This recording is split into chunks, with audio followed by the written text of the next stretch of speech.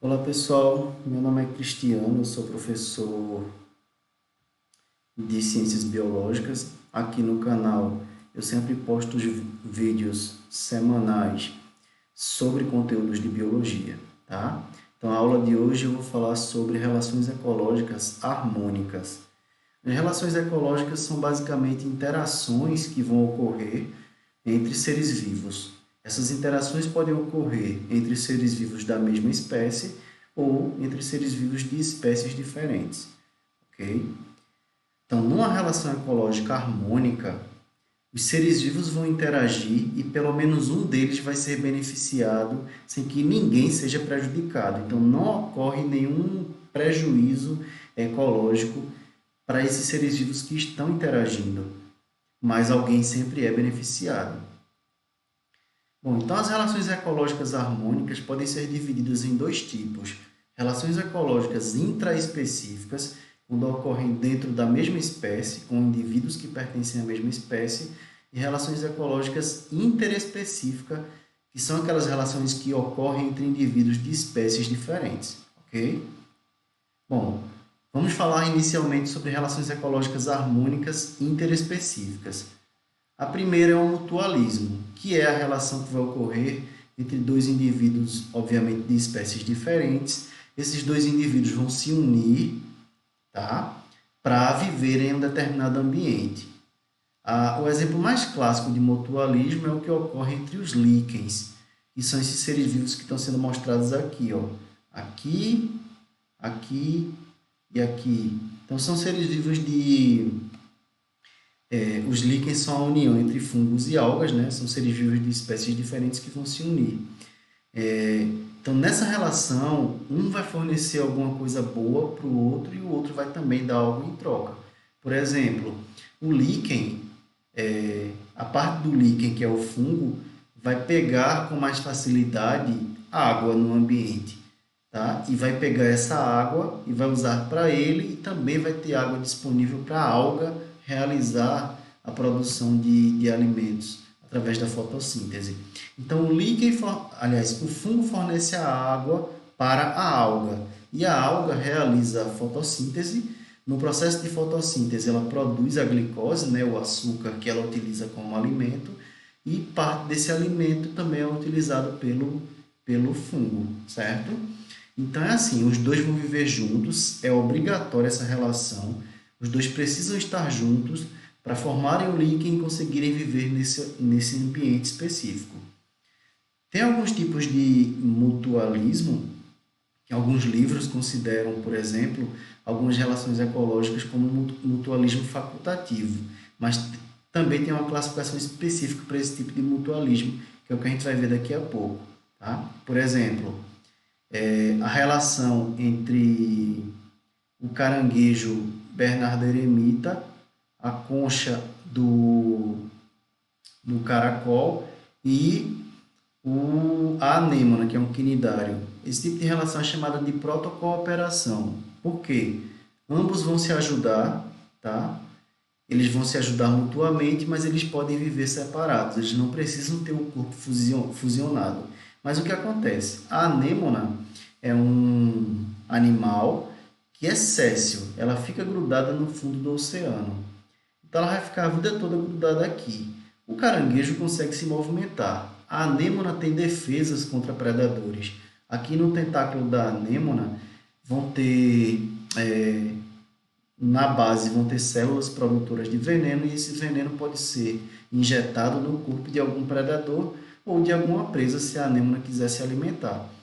Já o caranguejo consegue se movimentar. Então, quando os dois se unem, o caranguejo vai permitir que a anêmona se movimente por dentro do mar, já que normalmente ela fica parada, e a anêmona vai proteger o caranguejo de predadores. Os predadores vão evitar o caranguejo quando ele estiver junto com a anêmona, porque eles sabem que a anêmona é venenosa. Mas eu volto a repetir, os dois conseguem viver bem quando eles estão separados, tá? Um outro exemplo de protocooperação é o que ocorre entre os beija-flores e as flores. Então, o beija-flor vai se alimentar do néctar da flor e, ao mesmo tempo, ele vai transportar os grãos de pólen que estão presentes nessa parte da planta e vão transportar esse grão de pólen da planta masculina para a planta feminina, para que possa ocorrer a fecundação e, consequentemente, a planta consiga reproduzir, né? Um outro exemplo é quando um animal na floresta come o fruto de alguma planta. Então, ele come esse fruto, dentro do fruto vai estar uma semente, e quando ele defecar, ele libera essa semente distante da planta mãe. Então, essa semente vai se desenvolver e vai dar origem a uma nova planta que se originou daquela planta inicial. Então, tem o benefício para o animal porque ele se alimenta do fruto, e tem o benefício para a planta porque ela tem a dispersão da semente dela e, consequentemente, essa semente vai se desenvolver em um local distante dela. Não vai ter competição entre a planta original e a planta que vai se formar. Um outro exemplo é o que ocorre entre os jacarés ou crocodilos e um pássaro chamado pássaro palito.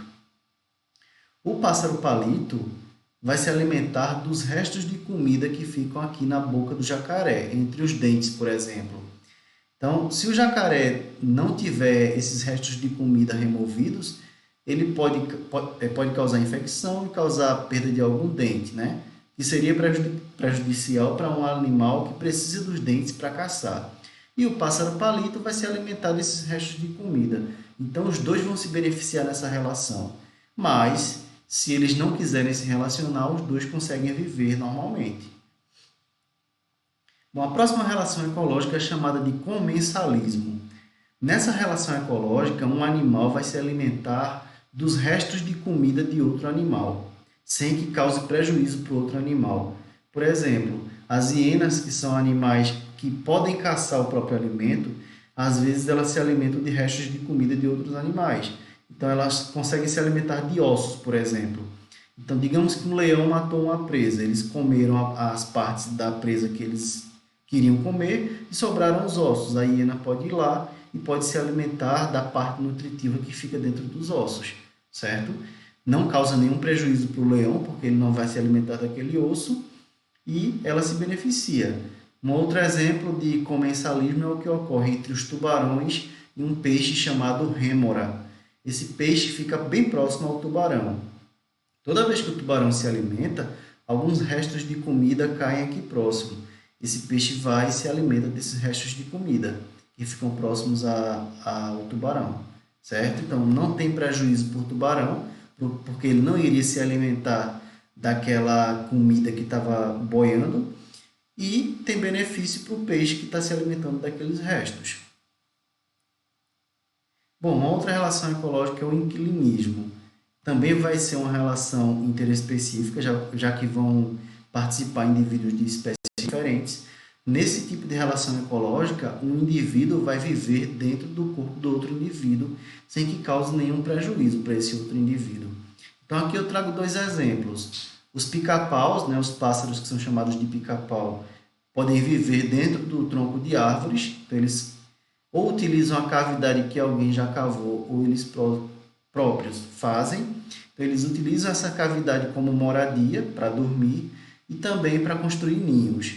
E o peixe-palhaço pode viver dentro das anêmonas, que são quinidários e que possuem tentáculos venenosos. Então, o peixe-palhaço consegue sobreviver à toxicidade desses tentáculos da anêmona e se protege de predadores. E para a anêmona não tem nenhuma perda em permitir que o quinidário more entre os tentáculos dela.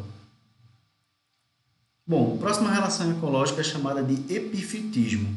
Tem alguns livros que consideram o epifitismo como um tipo de inquilinismo, certo? Outros já separam, deixam o epifitismo como um tipo de relação ecológica e o inquilinismo como outro. Mas o epifitismo basicamente vai acontecer entre plantas, em que uma planta menor vai crescer nos galhos ou no tronco de uma planta maior. Dentro da mata, funciona assim.